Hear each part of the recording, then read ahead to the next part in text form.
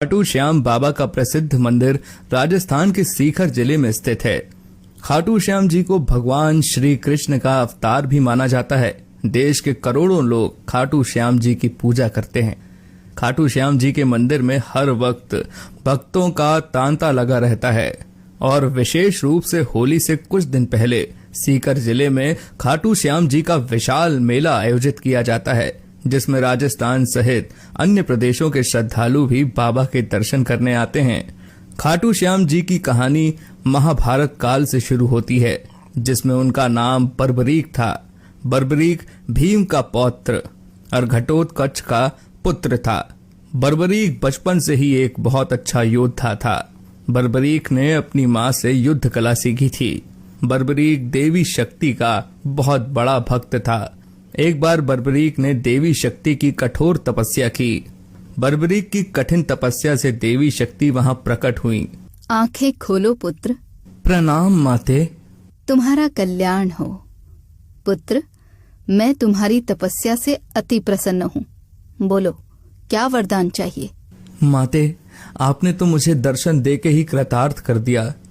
अब तो बस एक ही अभिलाषा है, आप अपना आशीर्वाद मुझ पर सदैव बनाए रखिए, जिससे मैं अपना संपूर्ण जीवन दीन दुखियों की सहायता करने में व्यतीत कर सकूं। माँ, तथास्तु। तुम सदा दुर्बलों का सहारा बनोगे। मैं तुम्हें ऐसी शक्ति प्रदान करूंगी जो तीनों लोकों में किसी के पास नहीं है। पर याद रहे, तुम्हें इन शक्तियों का दुरुपयोग नहीं करना है। भगवती शक्ति ने बर्बरीक को 3 दिव्य बाण वरदान स्वरूप दिए। वे बाण अपने लक्ष्य को भेद कर वापस लौट जाते थे। इसी वजह से बर्बरीक अजय हो गया। बर्बरीक अपनी माता के पास पहुंचा और देवी शक्ति के दिए हुए वरदान के बारे में उन्हें बताया। माँ, मैं भी कौरव पांडव के युद्ध में जाना चाहता हूँ। मेरे युद्ध में जाने की बहुत इच्छा है। माँ। पुत्र बर्बरीक, मैं जानती हूँ तुम एक महान योद्धा हो, इसीलिए मैं तुम्हें रोकूंगी नहीं। पर मुझे वचन दो कि तुम्हारे का सहारा बनोगे। तुम युद्ध में हारने वाले की तरफ से ही लड़ोगे। मैं आपको वचन देता हूँ माँ कि मैं युद्ध में हारने वाले की ही तरफ से लड़ाई करूंगा। अपनी माँ को वचन देकर बर्बरीक ने घोड़ी पर सवार होकर और देवी शक्ति के दिए हुए 3 बाणों को लेकर रवाना हो गया। भगवान कृष्ण तो अंतर्यामी हैं। वो ये सब लीला होते हुए देख रहे थे। भगवान कृष्ण जानते थे कि बर्बरीक केवल हारी हुई सेना की तरफ से ही लड़ेगा, और वो ये भी जानते थे कि कौरवों को भी बर्बरीक के इस वचन के बारे में पता है। बर्बरीक कौरवों का सहयोग कर पांडवों का विनाश कर देगा। इस प्रकार जब वो कौरवों की तरफ से लड़ेगा तो पांडवों की लड़ रही सेना कमजोर हो जाएगी। उसके बाद वो पांडवों की सेना में चला जाएगा। इस तरह वो दोनों सेनाओं में घूमता ही रहेगा। श्री कृष्ण को पता था, अगर बर्बरीक इस युद्ध में शामिल हुआ तो कोई भी सेना नहीं जीत पाएगी और अंत में कौरव पांडव दोनों का विनाश हो जाएगा और केवल बर्बरीक ही शेष रह जाएगा। इसलिए रास्ते में ही श्री कृष्ण ने ब्राह्मण का वेश धारण कर बर्बरीक को रोका। बर्बरीक को रोकने का अब एक ही उपाय है। मुझे बर्बरीक से उसके शीश का दान मांगना होगा। श्री महावीर योद्धा, तुम कौन हो? ये कुरुक्षेत्र की रणभूमि है। तुम कौरवों और पांडवों के युद्ध में क्या कर रहे हो? हे ब्राह्मण देव, मैं घटोत्कच का पुत्र बर्बरीक हूँ। मेरा प्रणाम स्वीकार कीजिए। मैं महाभारत के युद्ध में सम्मिलित होने आया हूँ। ऐसा कैसे हो सकता है पुत्र कि तुम मात्र 3 बाण से युद्ध में सम्मिलित होने जा रहे हो? ब्राह्मण देव, ये बाण कोई साधारण बाण नहीं है। इनमें से मात्र 1 बाण भी शत्रु सेना को परास्त करने के लिए पर्याप्त है, और ऐसा करने के बाद बाण वापस तरकश में ही लौट आएगा। अच्छा, तो फिर इस पीपल के पेड़ के सभी पत्तों को छेद कर दिखाओ जरा। बस इतनी सी बात ब्राह्मण देव, अभी किए देता हूँ। बर्बरीक ने ब्राह्मण रूपी श्री कृष्ण की चुनौती स्वीकार कर ली। बाण ने अपने लक्ष्य से तुरंत छूटते ही सारे पत्तों को भेद डाला और वापस आकर ब्राह्मण रूपी श्री कृष्ण के पैरों के आसपास चक्कर काटने लगा, क्योंकि उन्होंने भी एक पत्ता अपने पैर के नीचे छुपाया था। ब्राह्मण राज, अपना पैर यहाँ से हटा लीजिए, वरना ये आपके पैर को भी भेद देगा।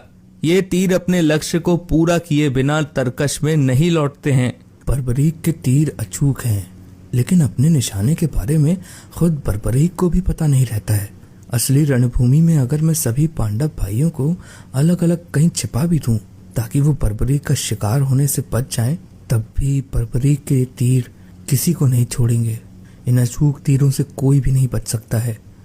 हे वीर योद्धा, मैं तुम्हारे साहस की सराहना करता हूँ। मैं तुमसे दान स्वरूप कुछ मांगना चाहता हूँ। ब्राह्मण राज, अगर मेरे वश में होगा तो मैं आपकी इच्छा स्वरूप दान की अभिलाषा जरूर पूर्ण करूंगा। मैं वचन देता हूँ ब्राह्मण राज, आप मुझसे दान में जो भी मांगेंगे मैं आपको मना नहीं करूंगा।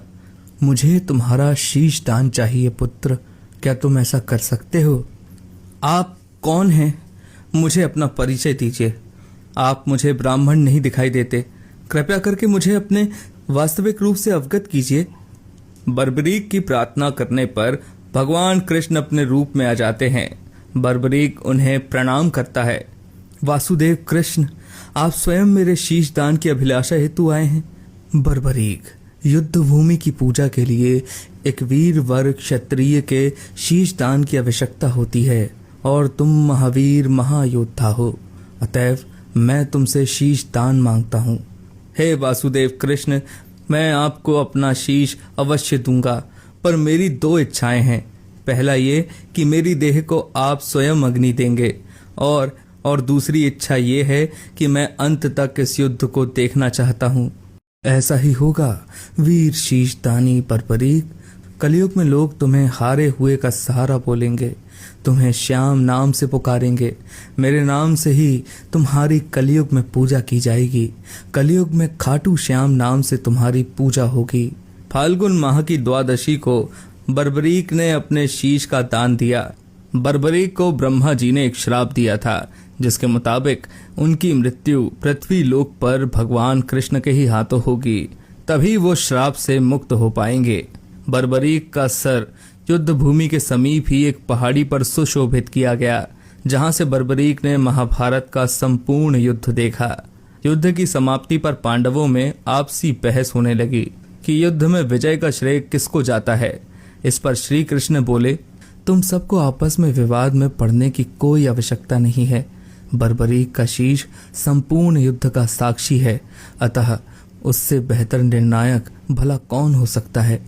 ठीक है वासुदेव, फिर हम इस निर्णय को जानने के लिए बर्बरीक के पास ही चलते हैं। पौत्र बर्बरीक, तुमने तो युद्ध को बहुत ध्यान से देखा है, क्या तुम बता सकते हो हम सब वीरों में से इस युद्ध को जीतने का श्रेय किसे जाता है? श्री कृष्ण ने ही इस युद्ध में विजय प्राप्त कराने में सबसे महान कार्य किया है।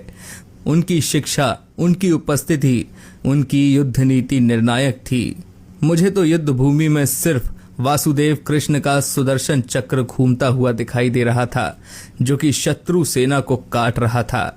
इस धर्म युद्ध को जीतने का संपूर्ण श्रेय भगवान श्री कृष्ण को ही जाता है। वीर बर्बरीक, तुम धन्य हो, तुमने बिल्कुल सही निष्कर्ष दिया है। इसके पश्चात सभी पांडव बर्बरीक के निर्णय की सराहना करते हैं और भगवान कृष्ण से क्षमा मांगते हैं, क्योंकि वो जानते थे यदि स्वयं वासुदेव न होते तो ये धर्म युद्ध जीतना असंभव था। धर्म की विजय स्वयं वासुदेव कृष्ण के कारण ही हुई थी। भगवान कृष्ण के आशीर्वाद से बर्बरीक को कलयुग में श्याम नाम से पुकारा जाने लगा। आज भी खाटू श्याम जी महाराज के अनेकों भक्त रोजाना उनके दर्शन करने आते हैं और उनसे मन वांछित फल की प्राप्ति भी करते हैं।